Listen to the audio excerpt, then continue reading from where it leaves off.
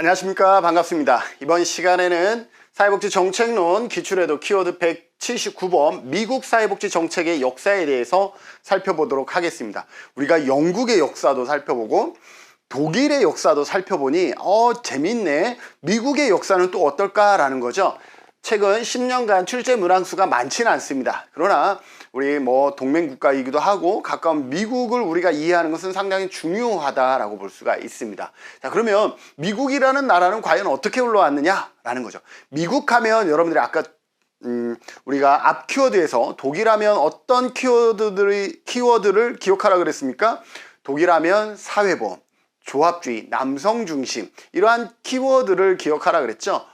미국 하면은 제일 중요한 단어는 뭐예요? 자유예요. 미국은 자유를 중시하는 나라입니다. 그러면 사회복지 정책이 잘 발달될까요? 안 될까요? 안 돼요. 왜? 사회복지 정책이라는 것은 국가가 개입하는 것이고, 국가가 개입하는 것은 즉 자유를 일정 부분 침해하게 되는 것이죠. 그래서 미국이라는 나라는 사회복지 정책이 어떻게 보면 많이 발전되지 않은 나라입니다. 그런데 미국이라는 나라가 사회복지 정책이 그래도 발전되는 기회가 있었어요. 그게 언제냐? 미국이라는 나라는요, 1차 세계대전이 끝나면서 1차 세계대전 이전에 세계의 제1의 국가는 영국이었어요. 그런데 1차 세계대전이 끝나면서 미국은 이 1차 세계대전 당시에 엄청난 군수 물품을 납품하고 또 농산물을 수출하면서 엄청난 부를 축적하게 됩니다. 그리고 거기에서 엄청난 공장들이 돌아가면서 군사력과 경제력을 모두 획득하게 되죠. 미국은 에너지만 빼고 에너지 자원만 부족하지 경제력과 군사력을 장악하면서 1차 세계대전 이후 제1의 국가가 됩니다. 자, 제1의 국가이기 때문에 모든 나라에서 미국으로 뭘 하죠? 집중 투자를 하게 되는 거죠. 애덤 스미스가 얘기한 국부론에 보면 뭐예요? 이 세계는 시장이 보이지 않는 손의 역할을 함으로 인해서 세계는 돌아간다라는 거죠. 누가 개입하지 않아도 보이지 않는 손에 의해서 세계는 돌아갈 수 있다라고 얘기를 합니다. 그런데 애덤 스미스가 얘기한 이 말에는 한 가지의 전제가 있어요. 그게 뭐냐면 독과점이 없을 때예요. 독과점이 없을 때. 그런데 어떻게 됐어요? 전 세계에서 미국이 제1의 국가가 되면서 모든 나라에서 미국으로 뭘 하죠? 투자를 하게 되죠. 미국의 땅을 사고 미국의 주식을 사고 그럽니다. 그러다가 1929년 10월 24일 검은 목요일이라 그래요. 이때 주가가 어떻게 해야 돼요? 하루아침에 폭락하죠. 우리나라, 여러분들 주식하세요? 우리나라 주식은요, 하루에 아무리 높아봐야 전날 기준에서 30% 이상 올라가지 않습니다. 하루에 아무리 낮아봐야 전날 기준에서 30% 이하로 떨어지지 않습니다. 우리나라는 뭐예요? 그래도 투자자들을 보호하기 위해서 상한과 하한을 제한을 둡니다. 예전에는 15%였는데 지금 30% 맞을 거예요. 아마 그런 거죠. 그런데 미국은 그런 게 없어요. 미국은 상한과 하한을 막는 것 자체도 뭐예요? 자유를 방해하는 거잖아요. 그래서 이런 게 없어요. 그래서 미국은 하루아침에 몇백 프로 뜰 수도 있고 하루아침에 빵원이 될 수도 있는 그런 나라죠. 그런 나라에서 주가가 하루아침에 반토막이 났다라고 생각해 보세요. 그러면 미국의 이거는 뭐예요? 미국의 경제 공항이죠. 그런데 미국만 경제 공항이냐? 아니죠. 왜? 모든 나라가 미국에 투자하다 보니까 미국의 경제 공항이 세계 대공항과 동일한 게 되는 거죠. 자, 이렇게 세계 대공항이 발생하면서 미국의 근로자들은 어떻게 돼요? 직장을 잃게 돼요. 직장을 잃으면서 어떻게 되죠? 일자리를 잃고 이제 어려운 삶을 살아가죠. 이때에 루즈벨트 대통령이 대선에 당선이 되어지면서 경제학자 케인즈의 사상을 받아들입니다. 경제학자 케인즈는 어떤 사상을 하냐면 유효수요 창출 이론을 제시합니다. 유효수요를 늘려야 된다는 거죠. 우리가 총수요라 그러면 내수와 수출과 이런 것들을 합쳐서 총수요인데, 그 중에서 우리가 진짜로 쓸 수 있는 것을 유효수요라 그러는데, 세계 대공황이 발생하니 내수가 돼요? 안 돼요? 안 돼요. 수출은 돼요? 안 돼요? 안 돼요. 미국만이 아니라 전 세계가 지금 공황이기 때문에. 그러면 어떻게 해야 되느냐? 국책 사업을 늘려야 된다라고. 국책 사업을 늘리면 누가 필요하죠? 노동자가 필요해요. 자, 노동자가 국책 사업, 항만 건설, 댐 건설, 철도 건설, 여기에 노동자들이 들어가는 거죠. 국가가 이런 사업들을 일부러 만든 거예요. 그럼 노동자가 필요해요. 노동자가 일하면 소득이 발생해요. 소득이 발생하니까 구매력이 생겨요. 구매력이 생기니까 물건을 사요. 그러면 멈춰있던 공장이 돌아가요. 멈춰있던 공장이 돌아가려니까 여기에서 노동자가 필요해요. 아, 케인즈는 이렇게 얘기하는 거죠. 유효 수요를 늘렸더니 이렇게 한 사이클을 지나니까 뭐가 되는 거예요? 승수 효과. 기존에 투입했던 것보다 더 많은 배가 되는 효과가 있다. 그래서 케인즈의 대표적인 사상 이론 두 가지는 뭐냐면 유효 수요 이론과 승수 효과다라고 보시면 돼요. 그래서 루즈벨트 대통령은 이 케인즈의 이론을 받아들이는 거죠. 자, 케인즈의 이론은 결국은 누가 어디에 개입하는 거예요? 국가가 시장에 개입하는 거예요. 국가가 뭘 하는 거예요? 항만, 철도, 다리 넣는 거잖아요. 이거는 뭐예요? 국가가 시장에 개입하는 거죠. 자, 국가가 시장에 개입하는 것을 루즈벨트 대통령은 받아들입니다. 자, 그러면서 루즈벨트 대통령이 뭘 하냐면 뉴딜 정책을 펼치게 되죠. 자, 뉴딜 정책은 1차 정책과 2차 정책이 있는데 1차 뉴딜 정책은 실패로 끝나요. 왜냐하면 1차 뉴딜 정책의 핵심은 뭐였냐면 국가의 권력을 키우는 것. 아까 국가가 적극적으로 시장에 개입하는 것이 방법이었으니 국가의 권력을 키우는 거였어요. 자, 국가가 이런 권력을 키우다 보니까 어떤 문제가 생기냐면 독과점의 문제가 생기는 거예요. 그래서 닭을 판매하는 것도 독과점으로 판매를 하는 거죠. 근데 1차 뉴딜 정책이 어떤 문제가 생겼냐면 이 닭을 독과점 하는데 이 닭을 부패한 닭을 판매한 거야. 부패한 닭을 판매함으로써 이것이 소송이 된 거예요.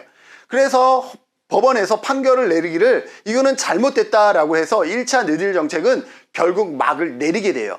그런데 1935년 이제 사회보장법이 만들어지죠. 이거는 뭘 기반으로 했냐면 2차 뉴딜 정책인 와그너법에 의해서 시작이 되어집니다. 와그너법은요, 노동자들의 권한과 노동자들의 권리를 증진시키는, 그죠? 이러한 것이 2차 뉴딜 정책의 핵심이다라고 볼 수가 있습니다. 우리나라도 문재인 정권 때 뉴딜 정책 많이 했죠? 그거는 아마 1차보다는 2차 노동 환경의 개선을 위한 뉴딜 정책을 펴겠다라는 얘기들을 했었던 것으로 생각하시면 될 것 같습니다. 어쨌든 2차 뉴딜 정책의 노동자들의 근로 조건들을 향상시키면서 이제 뉴딜 정책이 확장해 나간다라고 볼 수 있습니다. 그러나 이러한 것들도 결국은 어디서 다시 막을 내리게 되죠?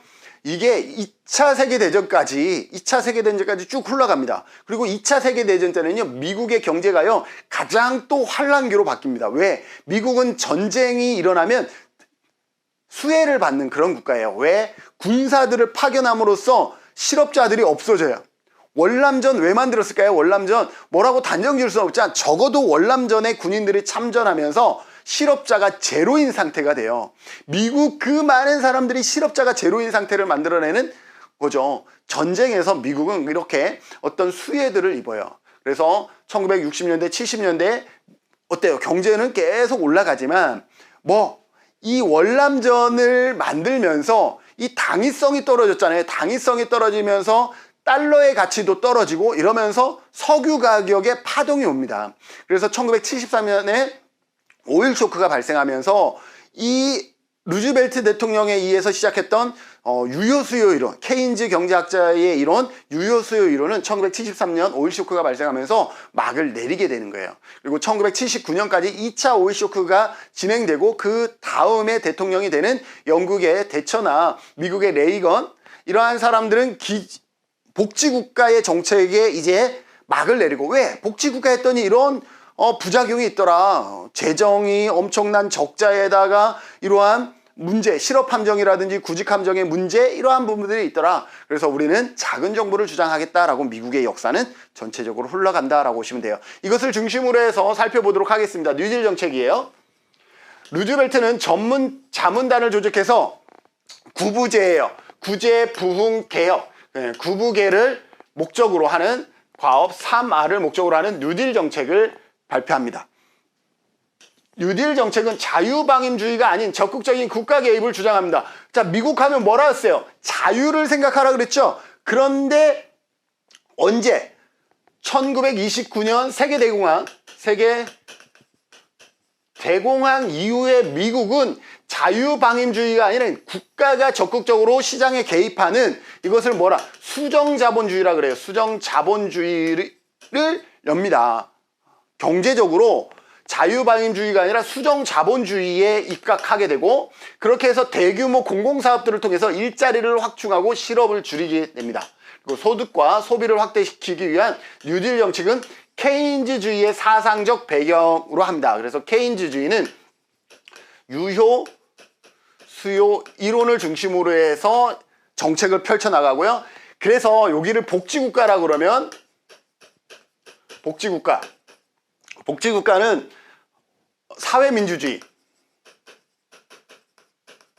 사민주의 전부 다 같은, 이 복지국가, 사회민주주의, 사민주의는 무엇을 중심으로 해서 정책을 만드냐면 수요 중심의 정책이에요. 수요 중심의 정책이라 그러면 신자유주의는 뭐를 공급 중심의 정책이다 라고 볼 수가 있어요. 그래서 수요라는 단어가 나오면 이거는 복지국가, 사회민주주의, 사민주의라고 보시고, 공급 중심의 복지 정책이라 그러면 이건 신자유주의다 이렇게 생각하셔도 되겠습니다. 그래서 뉴딜 정책은 케인즈주의를 사상적 배경으로 하고 있습니다. 그때 1차 뉴딜은 실패했어요. 왜냐하면 국가산업부흥법이라 그래서 국가의 권한만 키우는 역할을 하다 보니 아까와 같이 독과점의 문제가 발생했고, 그것이 법원에서 위헌 판결을 내리면서 1차 뉴딜 정책은 막을 내리고, 1935년에 와그너법을 기초로 한 노동자들의 권리와 복리를 증진하는 이러한 정책에서 다시 뉴딜 정책이 활성화되는 거죠. 그래서 미국은 사회보장법, 1935년 사회보장법을 최초로 입법화하면서 사회보장이라는 단어를 사용하게 됩니다. 여기에서 사회보장법은 지금 여기 전체 미국의 1935년은 국가의 역할이 커진 거예요? 국가의 역할이 작아진 거예요?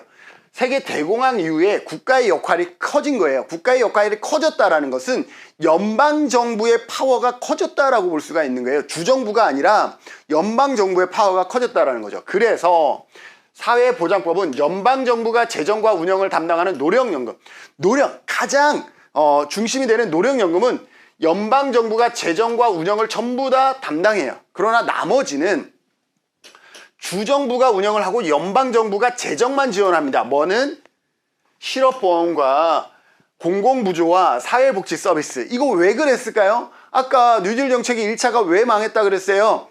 국가의 권한을 키웠더니 문제가 생기더라는 거예요. 그래서 결국은 어떻게 국가는, 연방정부는 재정을 지원하고 운영은 주정부가 하게 되는 거예요.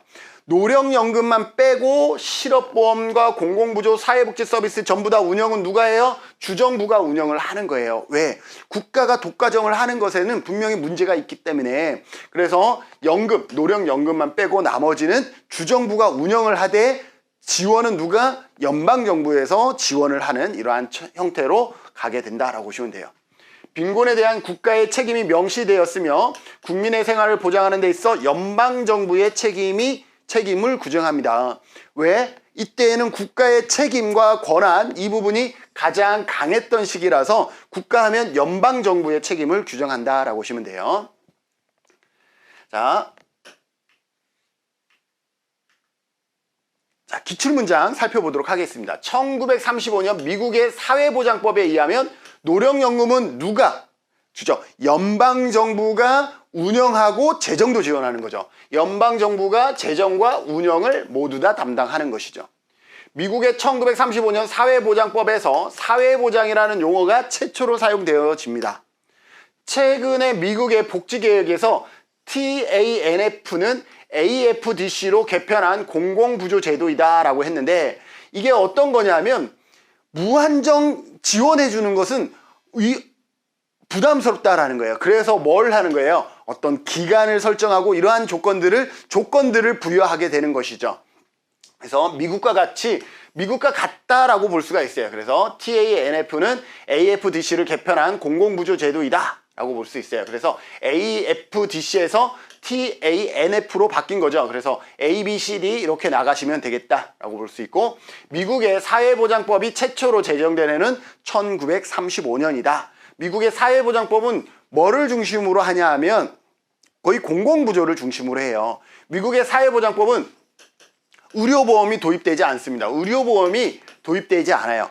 그때 당시 노령연금과 실업급여, 당시 노령연금과 아까 실업, 급여, 또 의료급여, 의료보험 이런 것들을 입법화하려고 했어요. 그런데 노령연금과 실업급여 등은 법 통과를 했어. 그런데 통과를 할 때 어떻게 해서 통과가 됐냐면 원래 이렇게 묶어서 한꺼번에 입법화하려고 그랬어요. 그런데 의사들이 반대해요. 의료보험 이거 하면 우리 안 하겠다. 그래서 의사들이 반대해요. 이 의사들이 반대하는 것을 안고 얘 통으로 입법화하려고 그러면 얘네들도 입법화가 안 될 것 같아. 그래서 머리를 쓴 게 뭐냐면 얘는 일단 떨어뜨리자 라고 해서 노령이나 실업이나 가능한 것들만 우선적으로 입법을 해서 그나마 뭐예요? 이러한 사회보장법이 도입이 되고 그 안에 서비스들이 이루어졌다라고 볼 수 있어요. 미국은 지금까지 의료보험이 적용되지 않고 있다라고 볼 수가 있는 것이죠. 자, 기출문제 12의 기출문제 같이 풀어보죠. 1935년 미국의 사회보장법에 관한 설명으로 옳지 않은 것은 빈곤의 사회 구조적인 원인에 관한 인식이 중과됩니다. 그죠? 1935년은 빈자들이 더 늘어나는 거예요. 올 세계 대공황 이후에 빈자들이 더 늘어나면서 빈곤의 사회 구조적인 원인에 관한 인식이 증가하게 되고요. 실업보험은 주정부가 운행합니다. 아까 뭐예요? 연금만 빼고 노령연금만 빼고 나머지는 주정부가 운영하고 연방정부는 재정을 담당한다 그랬죠? 그래서 실업보험 주정부가 운영한다. 맞습니다. 노령연금은 뭐라 그랬어요? 연방정부가 재정과 운영을 다 담당한다라고 얘기를 했어요. 그래서 얘도 맞는 거죠. 사회주의 이념 확산에 따라 노동자 통제의 목적을 뒀다. 이거 하면 여러분들이 바로 생각나야 되는 게 노동자 통제의 목적을 넣었던 나라는 누구지? 독일이구나. 독일의 비스마르크가 코퍼라티즘을 위해서 뭐예요? 노동자들을 통제해서 하나로 만들기 위해서는 노동자를 통제해야 돼. 그렇게 통제하기 위한 목적으로 만든 게 뭐였어요? 사회보험이었죠. 그래서 이것에 대한 설명은 사회보장이 아니라 독일의 사회보험에 대한 설명입니다. 그래서 옳지 않은 것은 4번이 되겠습니다. 공공부조도 누가 해요? 연방정부가 재정을 지원하고 운영은 주정부가 하는 거죠. 왜? 연방정부의 권한과 책임이 커진 건 맞지만 무한정 키웠더니 독과점에 문제가 발생했어요. 그래서 운영은 누가? 주정부에서 하게 되는 것이죠. 9회 때 출제되었던 기출문제입니다. 미국의 1935년 사회보장법에 관한 설명으로 옳지 않은 것은 케인즈식 국가 개입주의가 반영되었다. 미국 하면 케인즈예요. 그죠? 케인즈식 국가 개입주의는 뭐예요? 유효수요를 늘리는 거예요. 유효수요를 늘리려면 뭐밖에 없어? 국책사업을 늘리는 거예요. 국책사업으로 뭐가 있어요? 항만건설이라든지 이러한 것들. 항만건설 하는 거 누가 하는 거예요? 국가 개입인 거죠? 사회복지에 대한 연방정부의 책임이 확대되었다. 맞습니다. 세계 대공황 이후에 국가 개입, 그래서 연방정부의 책임이 확대되는 거예요. 사회보장이라는 용어가 최초로 사용됩니다. 언제? 1935년에. 대공황으로 인한 사회 문제의 확산이 법 제정의 계기가 되었습니다. 맞죠? 사회 문제의 확산으로 법 제정의 계기가 됩니다. 소득보장과 의료보험을 골자로 하였다. 뭐라 그랬어요? 의료보험은 처음에 같이 입법화하면 아예 전체가 폐기될 확률이 높아서 애시당초 의료보험은 떼내서 입법화했습니다. 그래서 이 의료보험은 들어가 있지 않다라는 거 기억해 두시죠. 그래서 옳지 않은 것은 몇 번? 5번이 되겠습니다. 미국은 의료보험법이 도입되지 않았다라고 볼 수가 있는 것이죠. 다음 내용이 왜 틀렸는지 확인해 보도록 하겠습니다.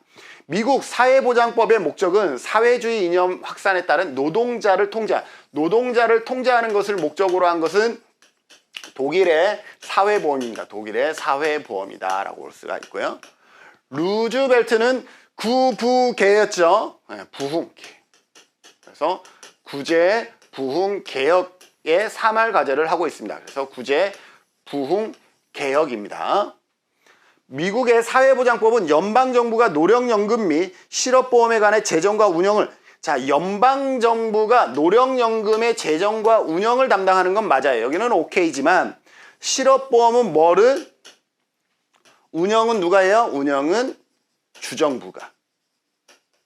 그래서 노령연금만 재정과 운영을 연방정부에서 담당하고 나머지는 국가의 권한을 무조건 키우는 게 문제가 될 수 있어서 운영은 전부 다 누가? 주정부가 한다라는 거예요. 공공부조의 운영도 주정부가, 실업보험의 운영도 주정부가, 사회서비스의 운영도 주정부가. 단 연방정부는 뭐예요? 재정을 담당하는 역할을 하게 됩니다. 미국의 뭐뭐는 최초로 사회보장이라는 용어를 공식화했다는 데에 의의가 있다. 사회보장법이죠. 사회보장법. 미국의 사회보장법은 1935년에 입법한 미국의 사회보장법이 여기에 해당되고요. 밑에 연도 있네요. 1935년 제정 공포됩니다. 대규모 공공사업을 통하여 일자리를 확충하고 실업을 줄이며 소득과 소비를 확대시키기 위한 뉴딜 정책은 뭐뭐를 사상적 배경으로 한다. 대규모 공공사업을 통해서 일자리를 확충하는 것. 그래서 뉴딜 정책은 무슨 사상을 배경으로 하죠? 케인즈. 경제학자 케인즈주의를 사상적 배경으로 하게 된다라고 보시면 돼요. 다음 내용이 옳은지 그른지 판단해 보도록 하겠습니다. 미국의 뉴딜 정책은 자유방임주의가 아닌 적극적인 국가 개입 주장. 그죠? 원래 미국은 자유방임주의 국가예요. 그런데 얘가 아닌 적극적인 국가 개입을 주장합니다. 그렇게 해서 만들어지는 게 국가산업부흥법이라는 게 만들어져요. 그런데 그게 어떻게 돼요? 1차 뉴딜 정책 실패로 돌아간다는 거죠. 미국의 사회보장법은 빈곤에 대한 국가의 책임이 명시되어 있으며 국민의 생활을 보장하는 데 있어서 연방정부의 책임을 규정했다. 국가의 권한과 책임을 늘려놨기 때문에 당연히 연방정부의 책임을 규정하는 거죠. 연방정부 하면 국가라고 보시면 되겠죠. 미국의 사회보장법에서 명시한 공공부조 프로그램은 노령부조, 요보호맹인부조, 요보아동부조 등을 포함한 3개 집단을 위한 프로그램으로 연방의 지원을 자, 공공부조는 뭐예요? 여기에서 공공부조는 주정부가 운영하고 연방정부가 재정을 담당한다 그랬죠? 그래서 공공부조는 연방정부가 지원, 연방정부가 뭐예요? 재정을 지원받는, 연방정부의 지원이라는 것은 아마 재정 지원이겠죠? 그래서 재정을 지원받는 형식이다. 맞습니다. 이상으로 키워드 179번 미국의 사회복지 정책의 역사에 대해서 살펴봤습니다. 미국 하면 어쨌든 1929년 이후로 미국의 사회복지 정책이 나와요. 그 전까지는 자유를 중시했기 때문에 국가가 어떤 사회복지 정책을 통해서 개입하는 것 자체를 꺼려했던 나라예요. 그러나 세계대공황 1929년 10월 24일 검은 목요일 이후에 세계대공황이 직면하면서 실업자들이 늘어나고 이들의 문제를 해결하기 위해서 국가가 개입할 수밖에 없었고 그 개입하는 근거로 경제학자 케인즈의 유효수요 사상을 받아들였던 것이죠. 그러면서 국가가 개입하면서 1차 뉴딜 정책 국가산업부흥법을 했고 거기에서 실패하고 2차 뉴딜 정책은 와그너법을 기반으로 한 사회보장법을 1935년에 입법화합니다. 이때 의료보험은 도입되지 않는 것이죠. 이러한 내용 중심으로 해서 여러분들이 다시 한번 복습해 주시면 좋겠습니다. 이상 강의 마치도록 하겠습니다. 수고하셨습니다.